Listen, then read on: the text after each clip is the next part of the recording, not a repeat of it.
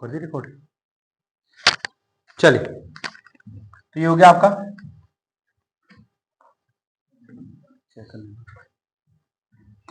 अगला क्वेश्चन था 1948 में कुमाऊं रेजिमेंट का मुख्यालय स्थायी रूप से किस स्थान पर स्थापित किया गया? ठीक है, तो सल्ट, भिकियासैंण, चौखुटिया, रानीखेत। ठीक है, तो राइट आंसर क्या था इसका? डी, रानीखेत। कुमाऊं रेजिमेंट कब हुआ था इसका स्थापना, कुमाऊं रेजिमेंट की? बताओ भाई।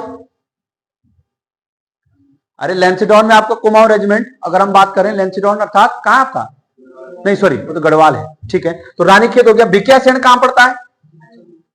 चमोली में भिकियासैंण है। अरे अल्मोड़ा, चौखुटिया, भिकियासैंण। ठीक है ना। सल्ट कहां पड़ता है? अल्मोड़ा। ये आप दोनों आपका अल्मोड़ा में है, सल्ट भी आपका अल्मोड़ा में है। ठीक है, सल्ट की घटना कब हुई? 5 सितंबर 1942।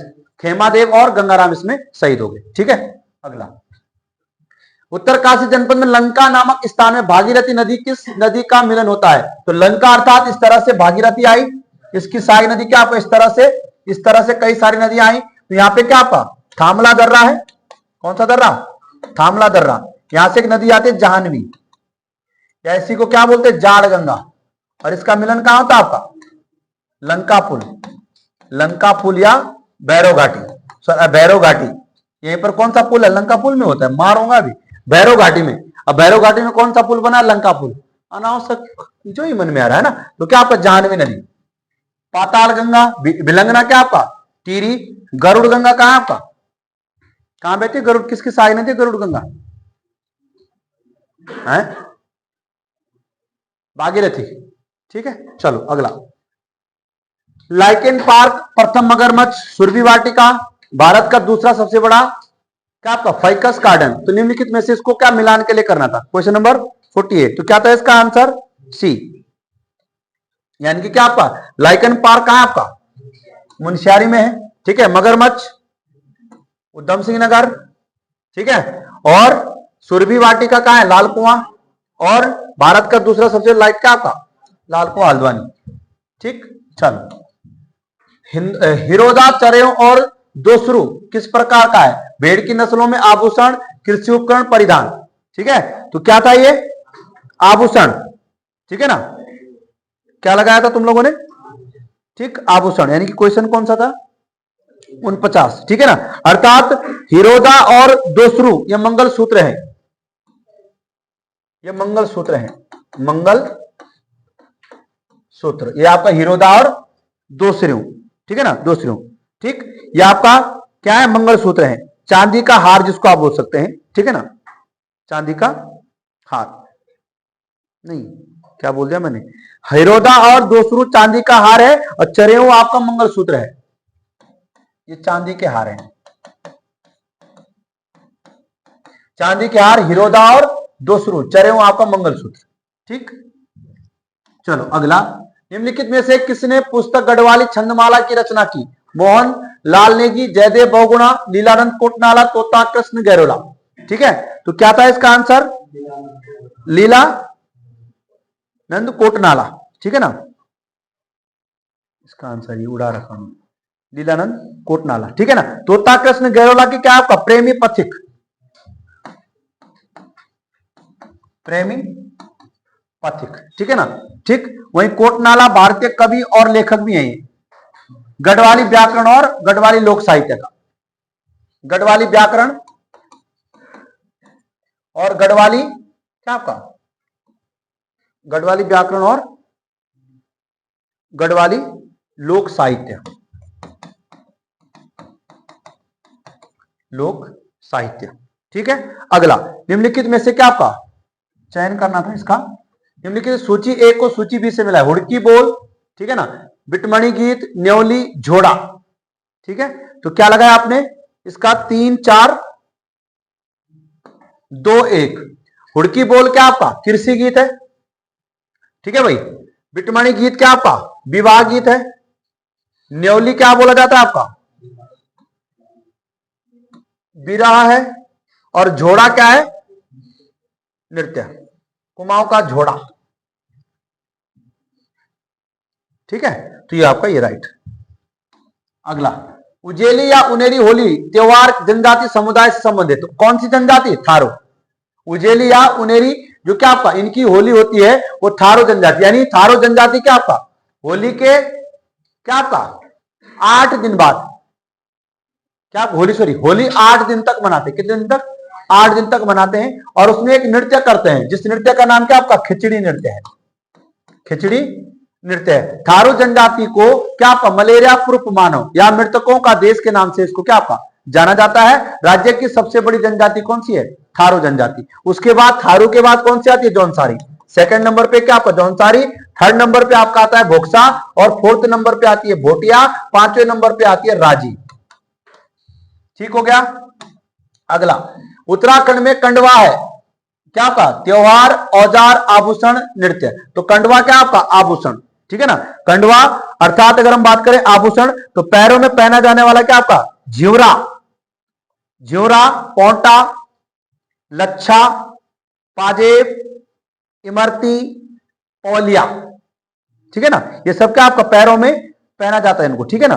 ठीक, तो क्या आपका उत्तराखंड में कंडवा, कंडवा क्या आपका आभूषण, कैसा आभूषण? पैरों में पहना जाने वाला। ठीक, तो ये इसके अंतर्गत और भी बताए जाते हैं। ठीक, अगला उत्तराखंड क्षेत्र सती प्रथा का कब समाप्त किया गया? 1829, 30, 1825, इनमें से कोई नहीं। तो क्या आएगा आपका सती प्रथा का अंत, ठीक है ना। अर्थात कब हुआ था? 1829, यानी 4 दिसंबर 1829। ठीक, उत्तराखंड में दास प्रथा कब समाप्त हुई भाई? 1824। दास प्रथा उत्तराखंड में समाप्त हुई। उत्तराखंड में दास प्रथा समाप्त हुई। ठीक है, अगला था निम्नलिखित कौन सा रेल मार्ग उत्तराखंड का नहीं है? रामनगर, काशीपुर, मुरादाबाद, हरिद्वार, रायवाला, डोईवाला, काशीपुर, खटीमा, टनकपुर को, ये तो कौन सा था? ए। ठीक है, ये यूपी का है। ठीक, अगला उत्तराखंड में प्रादेशिक भाषा में भूकंप के बारे में आप जागरूकता हेतु बनी चक्रचाल, डांडी कांठी की गोदमा, कौथी कुपी में तो कौन सा आपका चक्रचाल। चक्रचाल क्या आपको गढ़वाली क्या आपका मूवीज को क्या आपको बताया जाता है। कब आया था चक्रचाल? उत्तरकाशी में 1991 में भूकंप आया, उस पर बेस्ड क्या आपका इसका बनाया गया। अब यहां पे निर्देशक कौन थे इसके? नरेश खन्ना। नरेश खन्ना इसके क्या आपका निर्देशक थे।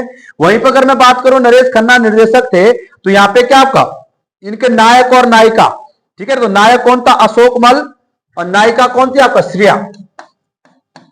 श्रेया क्या आपका नायिका थी, और मल्ल जी क्या थे आपका नायक थे। ठीक है ना। कौन से मल? क्या बोला था? अशोक मल। ठीक, अगला उत्तराखंड के किस जनपद में सर्वाधिक ग्राम पंचायतें हैं? टिहरी, पौड़ी, अल्मोड़ा, पिथौरागढ़। तो क्या आपका पौड़ी, ठीक है ना। पौड़ी क्या आपका सर्वाधिक क्या आपका ग्राम पंचायत कितनी है? यहां पे 212 क्या आपका ग्राम पंचायत है यहां, ठीक है ना। ग्राम पंचायत 212 है। न्याय पंचायत 118, न्याय पंचायत का आप 118 है, ठीक है ना। वहीं पर अगर हम बात करें गांव 3447 यहां पे गांव है कहां आपका पौड़ी। ठीक, और यहां पे कुल ग्राम पंचायत जो है वो आपका 7950,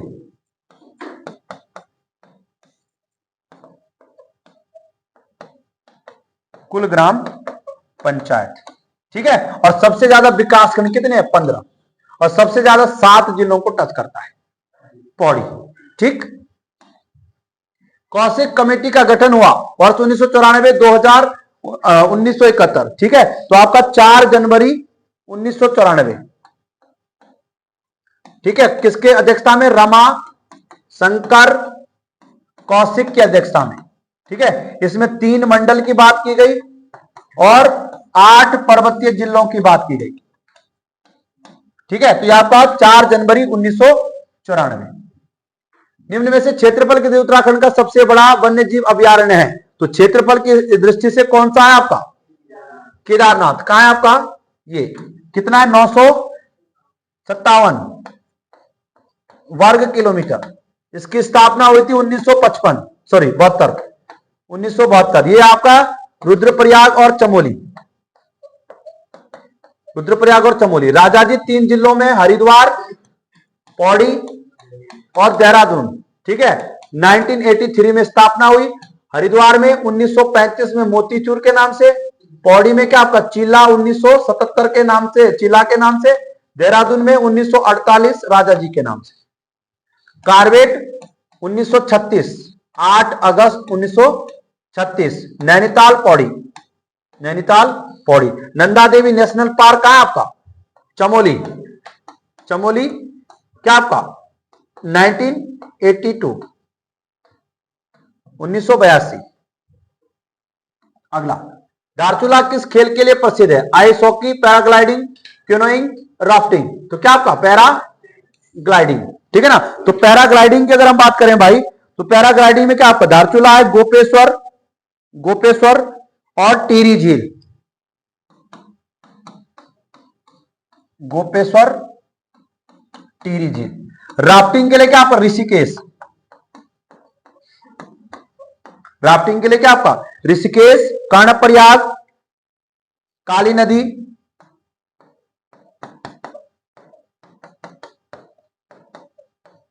काली रिवर, ठीक है ना। आइस हॉकी की अगर बात करें, ओली, ठीक है ना। अगर हम कैनोइंग की बात करें तो कैनोइंग आपका टिहरी झील,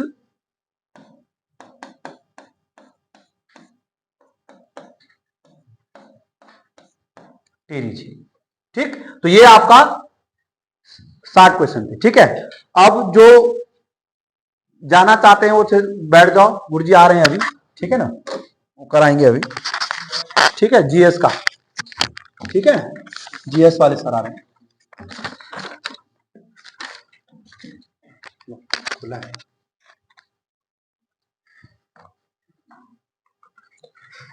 चलो क्वेश्चन नंबर 61।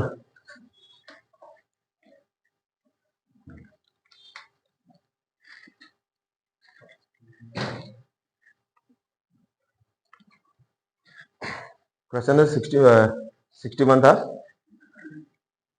भारतीय पुरातत्व का जनक किसे कहा जाता है? भारतीय पुरातत्व के जनक जिस व्यक्ति को कहा जाता है वो आपके कौन है? Alexander Cunningham. भारतीय पुरातत्व के जो जनक माने जाते हैं वो आपके हैं अलेक्जेंडर कनिंघम।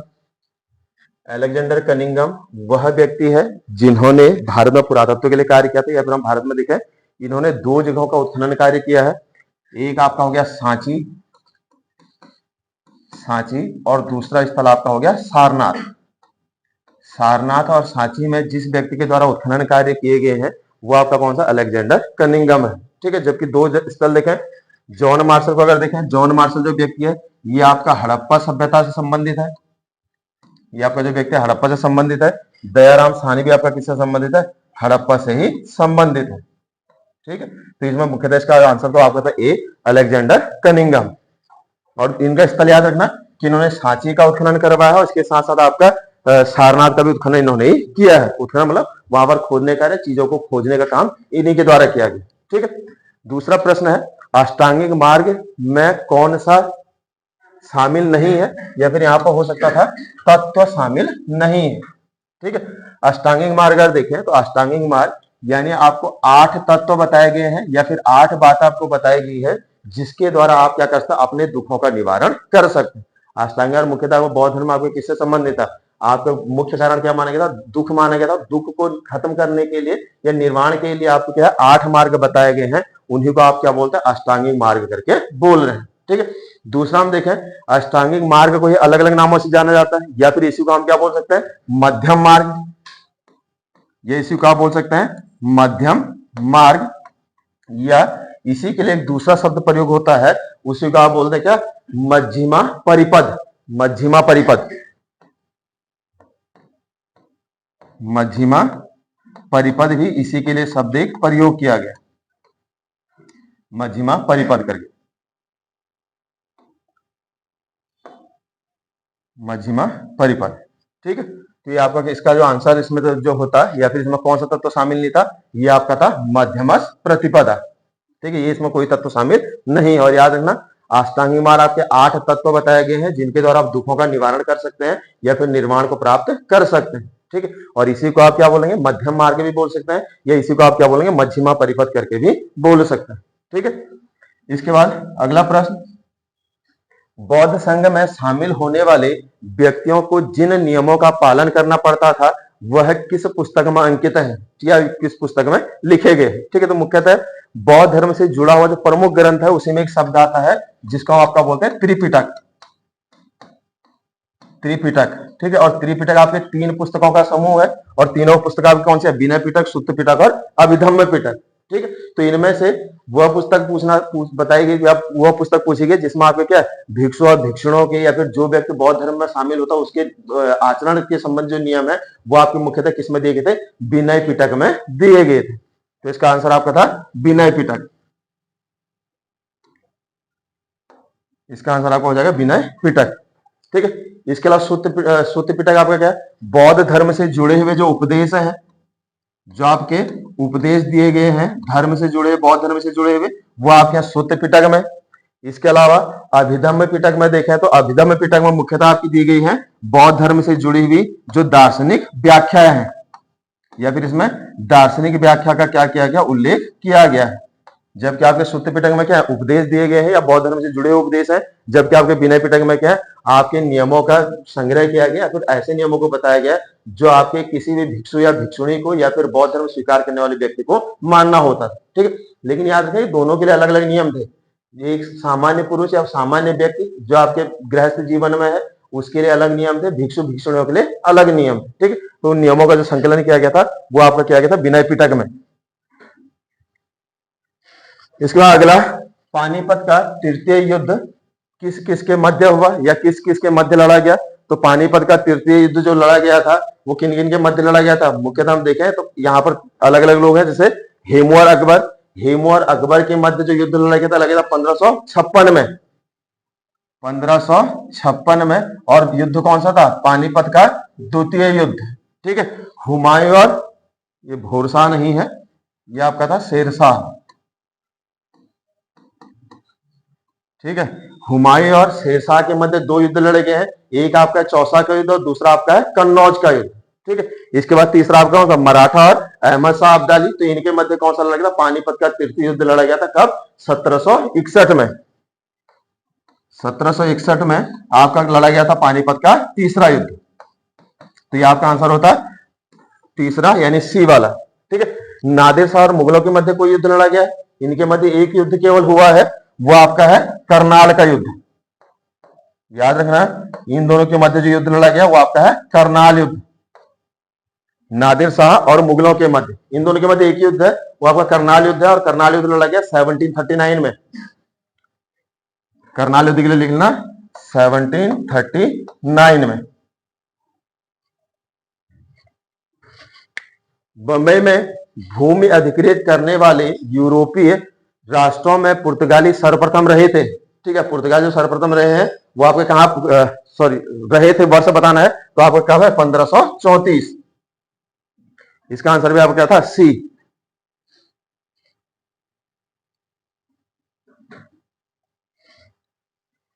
भ्रष्टाचार के आरोपों से बरी होने के बावजूद भी बंगाल का वह गवर्नर जनरल जिसने आत्महत्या कर ली थी, तो मुख्यतः जो आपके बंगाल के गवर्नर जनरल थे वो आपके कौन थे? रॉबर्ट क्लाइव थे। रॉबर्ट क्लाइव पर जो आरोप लगे थे, एक तो भ्रष्टाचार का इन पर आरोप लगा था, एक आरोप इन पर लगा था वो आपका था भ्रष्टाचार का, और दूसरा जो इन पर आरोप लगाया गया था वो आपका था निजी संपत्ति अर्जन का। निजी संपत्ति अर्जन का भी इन पर क्या लगा था? आरोप लगा था। और इन दोनों आरोपों के बाद इनके ऊपर महाभियोग प्रक्रिया लागू की थी। अब इनके ऊपर महाभियोग चलाया गया था, लेकिन बाद में इनको क्या गया था? आपका बरी या फिर इनको निर्दोष साबित करके कर दिया गया था। लेकिन इनकी एक प्रतिभा पर या फिर इनके उसका आत्मसम्मान को चोट पहुंचे, इसलिए उन्होंने क्या कर दी? बाद में आत्महत्या कर ली थी। तो इसका आंसर आपका था रॉबर्ट क्लाइव। भारत का पितामह, grand old man of India कौन है? दादा भाई नेरोजी। दादा भाई नेरोजी। रविन्द्रनाथ टैगोर को क्या बोला जाता है?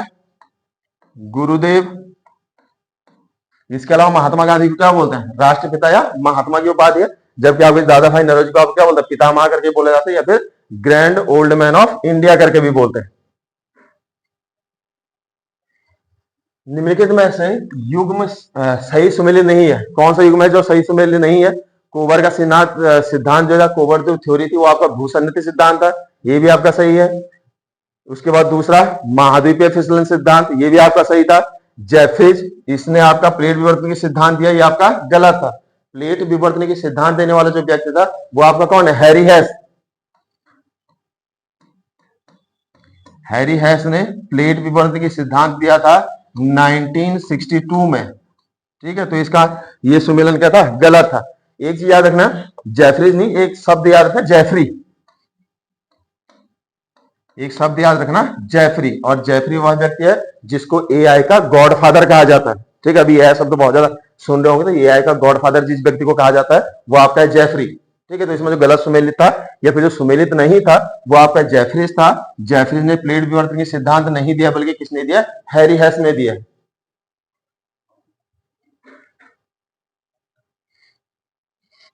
चलो, टुकेला ऊंचा जलप्रपात स्थित है। टुकेला जलप्रपात जो है, इसकी ऊंचाई अगर हम देखें तो इसकी ऊंचाई आपकी है 948 मीटर। ठीक है, तो ये स्थित आपका साउथ अफ्रीका में। टुकेला जलप्रपात 948 मीटर ऊंचा है और जो आपका कहां पर स्थित है? साउथ अफ्रीका में स्थित है।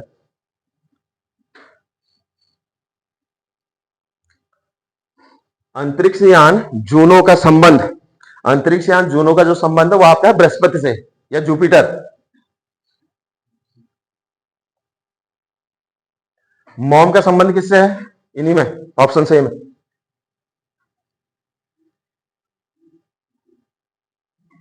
मार्स ऑर्बिटर मिशन भारत का ही तो है। ठीक है, तो किससे था?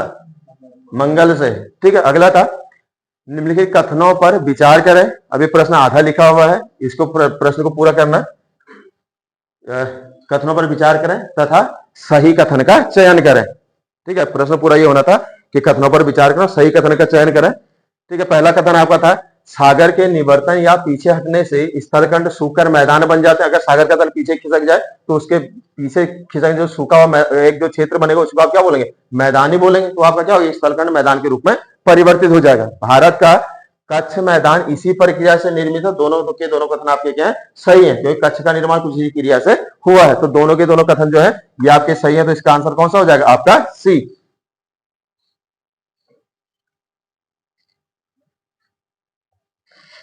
अगला है निम्न में ब्लॉक पर्वत है। निम्न में जो ब्लॉक पर्वत है वो आपका कौन सा है? बोसोगैस। इसमें जो ब्लॉक पर्वत का उदाहरण है वो आपका है बोसोगैस।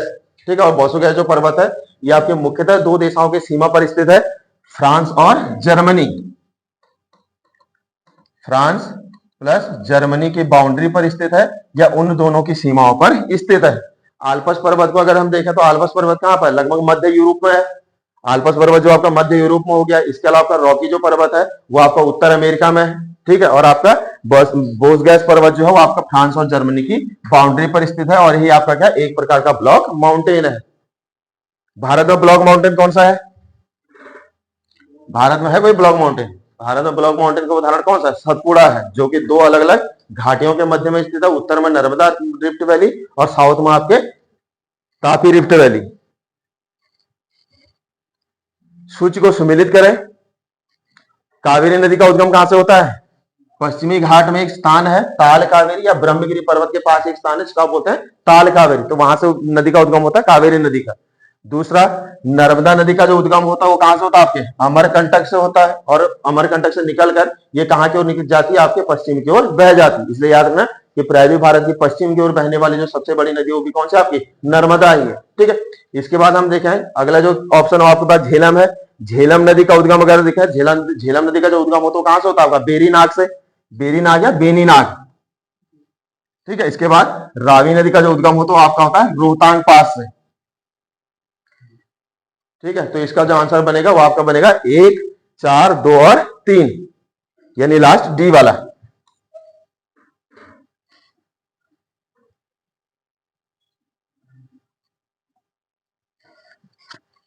हिमालय पर्वत श्रृंखला निम्न में से किससे संबंधित है? हिमालय पर्वत का निर्माण किस कारण हुआ है? दो प्लेटों के टकराने कारण हुआ। तो एक प्रकार किस प्रकार पर्वत? फोल्डेड माउंटेन है, या फिर आपका कैसा? एक प्रकार का वलित पर्वत है। ठीक है, अवशिष्ट पर्वत यानी पर्वत का बचा हुआ भाग, जैसे कौन सा है? अरावली। ठीक है। ज्वालामुखी पर्वत अगर देखें तो नारकोंडम हो गया, बैरन हो गया, या फिर क्या है आपके ज्वालामुखी पर्वत के उदाहरण हो गए। इसके अलावा ब्लॉक पर्वत का उदाहरण थोड़ी देर पहले मैंने बोला था, कौन सा हो गया, सतपुड़ा हो गया। तो हिमालय जो है एक प्रकार का आपका कैसा है, सबसे नया वलित पर्वत या यंग फोल्ड माउंटेन है।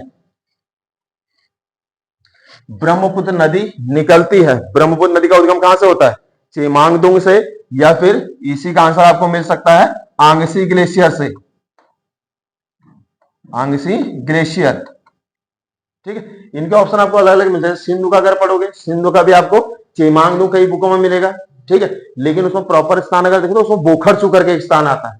ठीक है, और वहीं पर अगर इसको पढ़ोगे, ब्रह्मपुत्र नदी को कहीं पढ़ोगे तो ब्रह्मपुत्र नदी का कई बार क्या आता है, ग्लेशियर का नाम चेमांगदुंग आता है।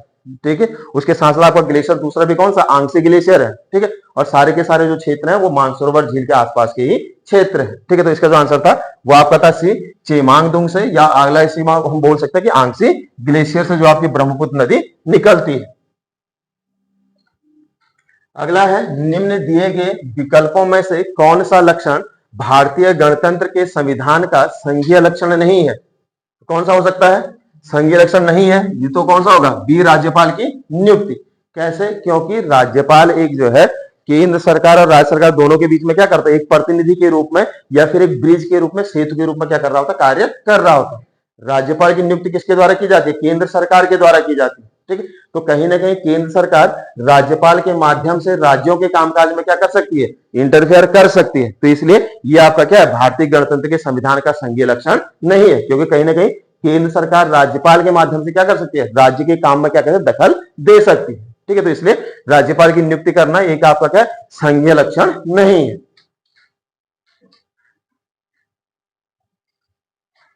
निम्नलिखित में से किस संविधान संशोधन द्वारा शिक्षा का अधिकार अधिनियम 2009 मौलिक अधिकार में जोड़ा गया था। ठीक है, शिक्षा का अधिकार किस अनुच्छेद के तहत है, अनुच्छेद 21A के आर्टिकल 21A के तहत। ठीक है, तो मुख्यतः इसको जो जोड़ा गया था भारतीय संविधान में, वो किसके द्वारा जोड़ा गया था, आपके 86 संविधान संशोधन के द्वारा, जो आपका कब किया गया था, 2002 में। 86, इसका आंसर होगा 86 संविधान संशोधन, कॉन्स्टिट्यूशन अमेंडमेंट एक्ट 2002। और अनुच्छेद याद रखना, अनुच्छेद 21A। निम्न में से किसको राष्ट्रपति अपना त्यागपत्र संबोधित करता है। अगर राष्ट्रपति को अपना त्यागपत्र देना हो तो वो किसको देगा, उपराष्ट्रपति को। ठीक है, जबकि उसकी जब नियुक्ति होगी और जो शपथ ग्रहण करवाएगा वो कौन करवाएगा, मुख्य न्यायाधीश। ठीक है, जबकि अपना शपथ पत्र किसको देगा, आपका शपथ पत्र किसको देगा, उपराष्ट्रपति को देगा। निम्न में से किस देश में न्यायिक समीक्षा व्यवस्था प्रणाली स्थित है, न्यायिक समीक्षा प्रणाली है वो आपके कहां पर है, या तो भारत में है या फिर कहां पर है, अमेरिका में है। तो इसका आंसर था आपका डी, भारत और अमेरिका में। पंचायती राज प्रणाली किस पर आधारित है, पंचायती राज प्रणाली मुख्यतः किस पर आधारित है, आपके सत्ता के विकेंद्रीकरण से। ठीक है, पंचायती राज प्रणाली क्या है, पंचायती राज प्रणाली का अर्थ क्या है, मुख्यतः पंचायती स्तर पर या ग्रामीण स्तर पर क्या क्या है, स्वयं शासन किया जा सके। ठीक है, तो इसका मुख्य उद्देश्य क्या था, आपका सत्ता का विकेंद्रीकरण से पर क्या है, ये आधारित है। अगला है, भारत में पर्यावरण संरक्षण अधिनियम किस वर्ष पारित हुआ। भारत में पर्यावरण संरक्षण अधिनियम जो लागू किया गया वो आपका किया गया 1986 में, और डेट याद रखना है इसकी 19 नवंबर 1986 में आपका भारत में पर्यावरण संरक्षण अधिनियम लागू किया गया है, 19 नवंबर 1986। सिंधी भाषा को 8वीं अनुसूची में किस संविधान संशोधन के द्वारा जोड़ा गया है, आपका कौन सा था, 21वें संविधान संशोधन, जो कि कब किया गया, 1967 में। 1967 में किया गया था आपका 21वां संविधान संशोधन, जिसके द्वारा सिंधी भाषा को क्या किया गया था, आपके 8वीं अनुसूची के अंतर्गत जोड़ा गया था। वर्तमान में अगर हम देखें तो कुल आपकी कितनी है, 22 भाषाएं आपके 8वीं अनुसूची में शामिल है, जिसमें अगर देखा जाए आपके संविधान संशोधन किया गया था कौन सा, 71 के द्वारा 3 भाषाएं जोड़ी गई थी, कोंकणी, मणिपुरी और नेपाली। ठीक है, इसके बाद दूसरा संविधान संशोधन किया जाता 92वां 2003 में, जिसके द्वारा 4 भाषाएं जोड़ी जाती हैं, बोडो, डोगरी, मैथिली और संथाली। ठीक है, तो इसके लिए जो आंसर था, इसका आंसर क्या बनता, 21 1967। अगला प्रश्न है, निम्नलिखित में कौन सा युग्म सही नहीं है? ठीक है, निम्न में कौन सा युग्म सही नहीं है? तो इसमें किसान क्रेडिट कार्ड योजना 1998 99 ये आपका सही था। सहकारी विकास फंड 1993 ये आपका गलत था। दूसरा अगर देखें नाबार्ड 1980 ये आपका गलत था, जबकि नाबार्ड की जो स्थापना हुई है ये आपकी 12 जुलाई 1982 को, 12 जुलाई 1982। ठीक है, तो ये ऑप्शन जो तीसरा सी आपके पास नाबार्ड था ये आपका क्या था? सुमेलित नहीं था। बाकी क्षेत्रीय ग्रामीण बैंक 1975 आपका सही था। तो इसका आंसर था सी, 1980 की जगह क्या होना चाहिए? 1982। एगमार्क क्या है? जैसे आपने देखा कोई प्रोडक्ट आप लेते हो तो उसमें आपको कई बार के सिंबल दिखते हैं, या फिर एक आपका स्क्वायर होगा, स्क्वायर में ग्रीन कलर होगा या फिर आपका रेड कलर होगा, तो या फिर अलग अलग प्रकार के चिन्ह होते हैं, तो आपके क्या है? सारे के सारे क्या? एगमार्क है। तो एगमार्क जो है वो प्रमाणित करता है कि उसकी शुद्धता क्या है। तो ये आपका क्या होगा? प्रमाणन चिन्ह एक प्रकार का है जो खाद्य सामग्री की शुद्धता को बताता है। अगर ग्रीन होगा तो क्या होगा? वेज, अगर रेड होगा तो फिर कुछ नॉन वेज है या फिर उसमें कुछ ऐसी चीजें मिली हुई है। ठीक है, मेक इन इंडिया कार्यक्रम का उद्देश्य था, मेक इन इंडिया कार्यक्रम जो लाया गया था, कब लाया गया? 2014 में। ठीक है, जिसका मुख्य उद्देश्य क्या था? मैन्युफैक्चर क्षेत्र को बढ़ावा देना या फिर आपका विनिर्माण क्षेत्र को बढ़ावा देना और आयात को कम करना। ठीक है, यानी ज्यादा से ज्यादा हम क्या करें? चीजों को खुद बनाए, उनको खुद मैन्युफैक्चर करें। तो उसी के लिए जो योजना लाई गई थी वो कौन सी थी? मेक इन इंडिया कार्यक्रम इसीलिए लाया गया था। तो आपका कौन सा हो जाएगा? विनिर्माण क्षेत्र को बढ़ावा देना और आयातों को कम करना। तो ये योजना लाई गई आपकी 2014 में।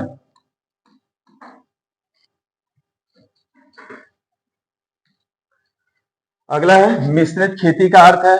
मिश्रित खेती का अर्थ एक समय में दो फसलों को पैदा करना। नॉर्मली एक टाइम पर 2 या 3 फसलों को हम क्या करते? उत्पादन नॉर्मली दो मिश्रित फसल का उदाहरण नहीं है। उत्तरोत्तर क्रम में अलग अलग फसलों को पैदा करना, खादों और उर्वरकों के मिश्रण का प्रयोग करना, उपयुक्त में से कोई नहीं। तो इसका आंसर आपका क्या होगा? उपयुक्त में से कोई नहीं। क्यों? क्योंकि मिश्रित खेती हम बोलते हैं कि आप कृषि के साथ साथ, यानी जहां पर आप कृषि भी कर रहे हैं उसके साथ साथ आप क्या कर रहे हैं? पशुपालन भी कर रहे हैं। तो जहां पर खेती के साथ साथ या कृषि के साथ साथ क्या हो रहा हो? पशुपालन भी हो रहा हो, या आप मछली पालन कर लें या मुर्गी पालन कर लें या फिर आप किसी प्रकार के अन्य पशु को पाल लें। ठीक है, तो कृषि के साथ साथ अगर जब पशुपालन किया जाता है, तो पशुपालन हम कर रहे हैं खेती के साथ साथ, तो वही आपका क्या होगा? मिश्रित खेती होगा। ठीक है, मिश्रित खेती का अर्थ ये नहीं है कि आप एक साथ कई प्रकार की फसलों को उगा लें। ठीक है, वो उसका उदाहरण या वो उसका अर्थ नहीं है। वर्तमान में नीति आयोग के उपाध्यक्ष कौन है? वर्तमान में नीति आयोग के जो उपाध्यक्ष हैं वो आपके कौन है? सुमन बेरी हैं। और अध्यक्ष कौन है? नीति आयोग का अध्यक्ष हमेशा कौन होगा? आपका प्रधानमंत्री होगा। यानी जो भारत का प्रधानमंत्री होगा वही क्या होगा? नीति आयोग का अध्यक्ष भी होगा। तो कौन है? आपके नरेंद्र मोदी का इसके अध्यक्ष हैं। तो इसके उपाध्यक्ष कौन है? सुमन बेरी। निम्नलिखित राज्यों में कौन सा राज्य भारत में दालों का सर्वाधिक उत्पादन करता है? भारत में दालों का उत्पादन पूछे या सोयाबीन का उत्पादन पूछे तो सबसे ज्यादा कौन करेगा? मध्य प्रदेश। ठीक है, दूसरा महाराष्ट्र भारत का वह क्षेत्र है या महाराष्ट्र भारत का वह राज्य है जो सबसे अधिक मात्रा में ज्वार का क्या करता है? उत्पादन करता है। भारत में सबसे अधिक जो ज्वार का उत्पादन होता है वो कहां पर होता है? महाराष्ट्र में। उत्तर प्रदेश भारत का वह राज्य है जो सबसे अधिक गन्ना उत्पादन करता है। ठीक है, इसके अलावा राजस्थान भारत का वह क्षेत्र है जहां पर सबसे अधिक बाजरा और इसके अलावा सरसों का उत्पादन होता है। और इसमें एक चीज याद रखना, उत्तर प्रदेश और महाराष्ट्र दोनों एक दूसरे के अपोजिट है चीनी और गन्ने के उत्पादन के मामले में। ठीक है, सबसे अधिक चीनी का जो उत्पादन करता है वो आपका कौन करेगा? महाराष्ट्र। चीनी के उत्पादन सबसे अधिक अगर पूछे तो कौन करता है? मोस्टली आपका महाराष्ट्र करता है। ठीक है, जबकि गन्ना उत्पादन सबसे ज्यादा कौन कर रहा है? उत्तर प्रदेश कर रहा है। ठीक है, तो इन दोनों मामले से क्या होता है? उल्टा संबंध होता है। तो याद रखना कि सर्वाधिक चीनी का अगर पूछे तो महाराष्ट्र होगा और सर्वाधिक गन्ना अगर पूछे तो कौन होगा? उत्तर प्रदेश होगा। ठीक है, ये चीजें चेंज भी हो सकती है लेकिन अभी वर्तमान में ये स्थिति। और तो इसका आंसर आपका क्या था? मध्य प्रदेश सर्वाधिक दालों का उत्पादन करता है या फिर सोयाबीन का सबसे अधिक उत्पादन करता है। भारत का पहला उपग्रह किस देश से लॉन्च किया गया था? कौन सा? आर्यभट्ट। ठीक है, आर्यभट्ट तो पहला उपग्रह था जिसको हमने किसकी सहायता से लॉन्च किया था? रूस की सहायता से लॉन्च किया था। ठीक है, क्योंकि रूस आपका एक मित्र राष्ट्र की तरह क्या करता है? आपके साथ खड़ा है। दूसरा, भारत में ब्रिटिश साम्राज्य की स्थापना के बाद भारत का पहला वायसराय कौन था? कौन था? लॉर्ड कैनिंग या इरविन कैनिंग। ठीक है, तो इसका आंसर आपका क्या था? सी।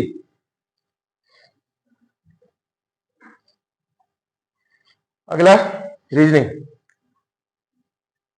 ठीक है, इन प्रश्नों को करने के लिए एक चीज याद रखना कि पहले आपको सारे के सारे अल्फाबेट क्या करना है? काउंट करने हैं। ठीक है, टोटल अल्फाबेट काउंट करें तो कितने हैं? टोटल कितने होंगे? 18। ठीक है, तो 18 को हम क्या करते हैं? या तो 6 के ग्रुप में काट सकते हैं, यानी 6 3 18 हो सकता है, या फिर 9 दूना 18 हो सकता है, या फिर 2 9 18 हो सकता है। ठीक है, तो 9 छोड़ो, हम कितना करते हैं? 6 कर लेते हैं। ठीक है, तो 6 के ग्रुप में बांटो। पहला कौन सा हो जाएगा? एक सी तक हो जाएगा। ठीक है, दूसरा ए से लेके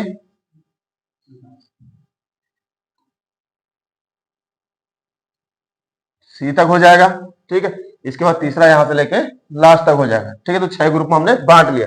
अब यहां पर हम देखें, यहां पर फर्स्ट के अल्फाबेट है ए और बी, लास्ट के अल्फाबेट कौन से दिए हैं? सी, या फिर यहां पर हम देखें तो यहां पर लास्ट के अल्फाबेट क्या आपके? सी है। ठीक है, तो यहां पर बीच का जो अल्फाबेट होगा वो आपका क्या होगा?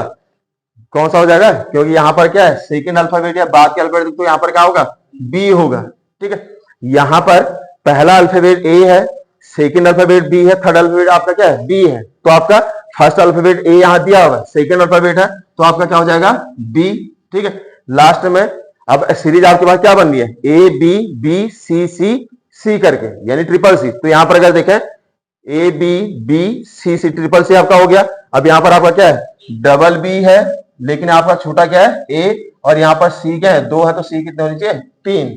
ठीक है, तो इस तरह से इनको करना है। पहले आपके पूरे अल्फाबेट काउंट करना है, उनको फिर ग्रुप में तोड़ना है, और उसी ग्रुप में बांट के फिर देखने के फर्स्ट और लास्ट के शब्द कौन कौन से। तो कौन सा बन रहा है इसके हिसाब से इसका आंसर?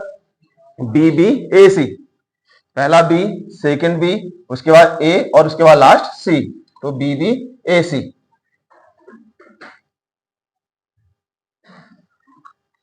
किसी सांकेतिक भाषा में पर्सन को QCUOTS हो तो उसी सांकेतिक भाषा में रिपोर्ट का कोड क्या होगा? ठीक है, इनमें +1 -2 +3 -4 करते हुए चलना है। ठीक है, जैसे आपका P है तो पहले हम क्या करेंगे? +1। ठीक है, उसके बाद अगले उसमें क्या करना है? -2, उसके बाद आपका +3 -4, इस तरह से हम क्या करें? आगे बढ़ते चले जाएंगे। ठीक है, तो अगर हम उसी का करें, किसका? रिपोर्ट का, REPO, रिपोर्ट का अगर करें तो आर में सबसे पहले हम क्या करेंगे? +1 करेंगे तो आपका क्या निकलेगा? एस। आर के बाद क्या आएगा? +1 करके एस आएगा। ई के बाद अगर हम क्या करेंगे? -2 करेंगे, तो ई के बाद अगर -2 करें तो आपका क्या आएगा? सी। ठीक है, इसके बाद अगला अल्फाबेट कौन सा है? पी। पी में आप क्या होगा? पहले आप माइनस हो तो आप क्या होगा? +3 होगा, तो +3 अगर करें तो इसका आंसर क्या होगा? एस। अब इसके बाद 3 प्लस किया तो आप क्या करेंगे? -4। अगर ओ में -4 करें तो -4 करके आपका क्या होगा? आपका के। इसके बाद -4 आप क्या होगा? +5 करें, आर में +5 या 5वां अल्फाबेट लें तो आपका कौन सा होगा? डब्ल्यू। और उसके बाद टी में हम क्या करेंगे? -6 करेंगे, तो -6 करके आपका क्या होगा? एन। तो इस तरह से इसका लॉजिक बन रहा था। +1 -2 +3 -4 +5 -6। ठीक है, तो 1 प्लस तो 2 आपका क्या होगा? माइनस होगा, यानी कंटिन्यूसली चलना है, लेकिन प्लस माइनस करते हुए चलना है। तो इसका आंसर क्या बनना? SCSKWN। तो इसका आंसर कौन सा है? सी वाला।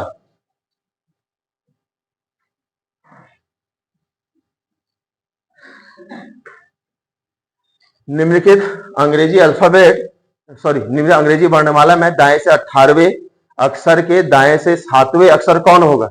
अब इसका दाया कहां होगा? पहले दाया कहां होगा? जेड की तरफ। ठीक है, जेड से हम इस तरफ 18 अंक या फिर 18 अल्फाबेट काउंट करेंगे तो कहां पर आएंगे? आई पर, यानी 18 अल्फाबेट आपका क्या होगा? आई होगा। ठीक है, तो अब पूछा गया है 18वें अक्षर यानी आई के दाएं 7वां अक्षर, यानी अब इससे हमें कहां की ओर जाना है? दाएं की ओर जाना है। कौन सा? 7वां अक्षर ढूंढना है। तो इससे 7वां अक्षर आगे की ओर जाए तो कौन सा निकलेगा? कौन सा आएगा? पी। यहां से 1 2 3 4 5 6 और 7, यानी पी इसका क्या है? दाएं से 7वां है।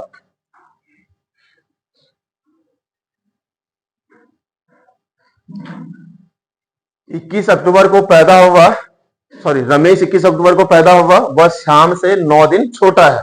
पहले तो इसमें ये याद करो कि छोटा कौन है, बड़ा कौन है। ठीक है, छोटा कौन होगा इन दोनों में से? रमेश 21 अक्टूबर को पैदा हुआ है और श्याम से 9 दिन छोटा है। पहले तो कम ज्यादा निकाला ना, छोटा कौन है बड़ा कौन है। ठीक है, अगर हम देखें तो इसमें बड़ा कौन है आपका? श्याम है। ठीक है, श्याम आपका बड़ा है, रमेश आपका छोटा है। ठीक है, अब इसमें बताया गया था कि रमेश जो है 21 अक्टूबर को पैदा हुआ, यानी रमेश की जो जन्म तिथि है वो आपकी क्या है? 21 अक्टूबर की है। ठीक है, और इसमें बोला गया था जो श्याम है वो से क्या है? आपका बड़ा है। तो कितने दिन? 9 दिन का अंतर दिया था ना कि 9 दिन छोटा है। ठीक है, तो इसमें 9 दिन माइनस करें तो इसकी जन्म तिथि आपकी क्या निकल जाएगी? 12। ठीक है, इसकी जन्म तिथि कितनी निकल गई? 12 अक्टूबर निकल गई। ठीक है, अब आगे पूछा गया था कि इस वर्ष महात्मा गांधी का जन्मदिन मंगलवार को होगा, यानी महात्मा गांधी का जन्म कब होगा? 2 अक्टूबर को होगा, यानी 2 अक्टूबर को उनका जन्मदिवस आता है। तो 2 अक्टूबर का आपका क्या था? मंगल था। ठीक है, तो अगला मंगल कब होगा? 2 + 7 कर तो अगला मंगल कब आएगा? 9 को।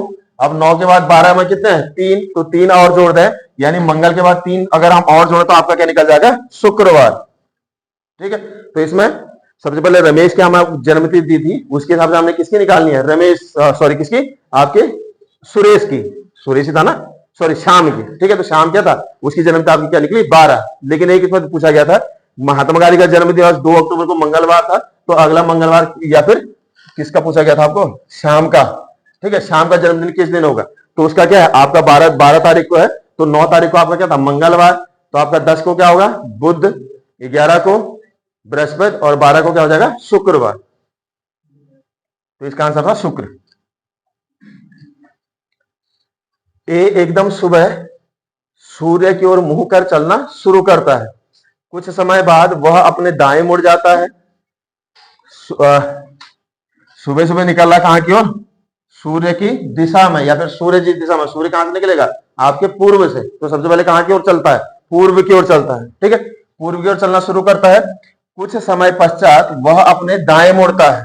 ठीक है, दाएं मुड़ जाता है। ठीक है, यहां से इसका दाएं अगर हम देखें तो कहां की ओर होगा? नीचे की ओर। ठीक है, दाएं ओर मुड़ जाता है, तत्पश्चात वह अपने बाएं मुड़ जाता है। अब यहां से याद रखना कि यहां से केवल मुड़ने के लिए बोला गया। ठीक है, चलने के लिए नहीं बोला, केवल अपना क्या है? मुड़ा हुआ है। ठीक है, तो सबसे पहले वो कहां की ओर मुड़ा? दाएं की ओर मुड़ा। उसके बाद वह अपने बाएं ओर मुड़ जाता है। अगर हम यहां से देखें तो इसका बायां किस तरफ होगा? इस तरफ। तो फिर कहां मुड़ गया? बाएं ओर मुड़ा। बाएं ओर मुड़ने के बाद पुनः अपने दाएं मुड़ जाता है। यहां मुड़ने के बाद फिर कहां ओर मुड़ गया? दाएं की ओर। तो दाएं कहां की ओर हुआ? नीचे की ओर। ठीक है, तो यहां पर अगर इस डायरेक्शन में हम लेके चले, ये कहां की ओर गया था? ईस्ट की ओर पहले गया था, तो ये आपका हो जाएगा नॉर्थ, ये हो गया साउथ और ये आपका हो गया वेस्ट। तो किस दिशा में जा रहा है? साउथ में। ठीक है, तो इसका आंसर क्या हो जाएगा? बी, दक्षिण।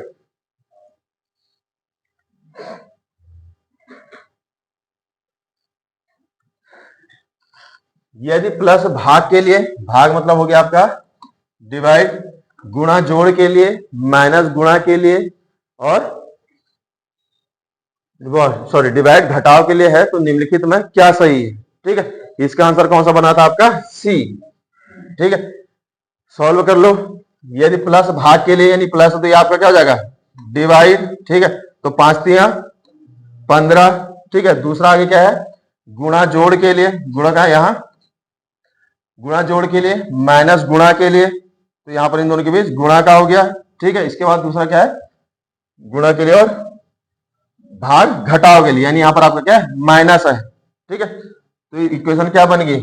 5 से 15 कट गया 3 बार, 3 गुणा 2 माइनस 6 प्लस 3। ठीक है, अब सॉल्व करो। 3 दूनी 6 माइनस 6 सॉरी माइनस 3। ठीक है, तो इसका आंसर आपका क्या निकलता था? 3। ठीक है, तो ये वाला इक्वेशन आप क्या थी? सही थी।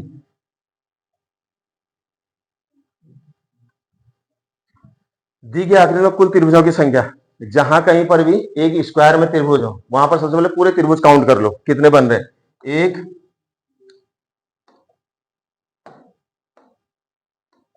1 2 3 4 5 6 7 और 8। ठीक है, टोटल स्क्वायर जो हमें दिख रहे हैं वो कितने हैं? 8 है।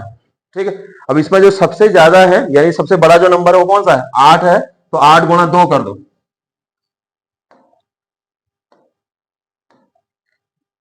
8 गुणा 2 कर दो तो कितना होगा 16। तो ये इसका क्या होगा आंसर होगा। स्क्वायर के लिए है, स्क्वायर में जब ऐसे हो तो इनको इस तरह से काउंट करके जो सबसे बड़ा नंबर हो उसको क्या करना, 2 से मल्टीप्लाई कर लेना। तो इसका आंसर जो था वो था आपका 16। एक कक्षा में 19 लड़कों की औसत आयु 21 वर्ष है। ठीक है, 19 जो लड़के हैं उनकी जो औसत आयु वो कितनी है, 21 वर्ष है। ठीक है, दूसरा दिया गया है यदि शिक्षक की आयु को भी सम्मिलित कर लिया जाए तो औसत आयु 22 वर्ष हो जाती है। तो शिक्षक की आयु ज्ञात करें। ठीक है, पहले दोनों की औसत आयु करके निकालो, यानी बच्चों की औसत आयु, और उसके बाद शिक्षक के आने के बाद औसत आयु निकालनी। ठीक है, सबसे पहले कितने दिए हैं, 19 लड़कों की औसत आयु है कितनी, 21। ठीक है, तो 19 का अगर हम 21 से औसत निकालें, यानी इन दोनों को निकालें 19 गुणा 21। ठीक है, 19 गुणा 21 अगर करें तो टोटल अगर मल्टीप्लाई करो तो इसका कितना आएगा 399 वर्ष, यानी टोटल कितना निकल गया 399। दूसरा उसके बाद एक शिक्षक क्या है उसमें शामिल कर दिया गया, तो बच्चों की संख्या कितनी हो गई है, पहले कितने थे 19 थे, अब बच्चों की संख्या कितनी हो गई है 20। तो एक शिक्षक हमने जोड़ दिया 20 गुणा 21, तो बराबर आप क्या था, हाँ 21 वर्ष है। ठीक है, जो 21 सॉरी जो उसके बाद टीचर को जब जोड़ा गया तो उसके बाद जो औसत आई थी वो क्या होगी 22 वर्ष होगी। तो यहाँ पर 21 ना होके यहाँ पर हम इसको कितना करेंगे 22। एक की औसत आयु क्या है बड़ी। ठीक है, तो अब इन दोनों को अगर मल्टीप्लाई करें तो इनका आंसर कितना आएगा, या फिर दोनों को मल्टीप्लाई करो तो आंसर टोटल कितना होगा 440। 440 में 399 माइनस करो, 399 माइनस करोगे तो कितना आ जाएगा 41। तो 41 कौन सा आपका सेकंड ऑप्शन। तो यही इसका क्या था आंसर था।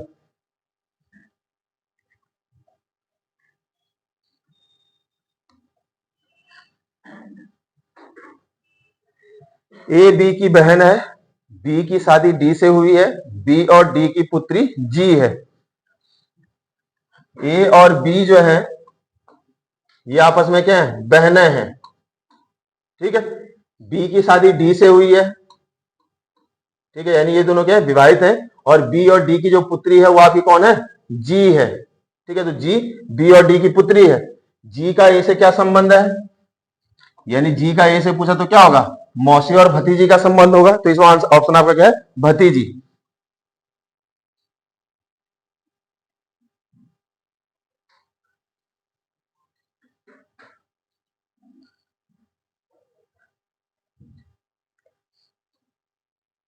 किसी सांकेतिक भाषा में टेरेस का कोड USAD हो तो उसी सांकेतिक भाषा में टाइगर का कोड क्या होगा। ठीक है, अब इसको करने के लिए इसका लॉजिक क्या निकला था, प्लस माइनस करके बनेगा नहीं।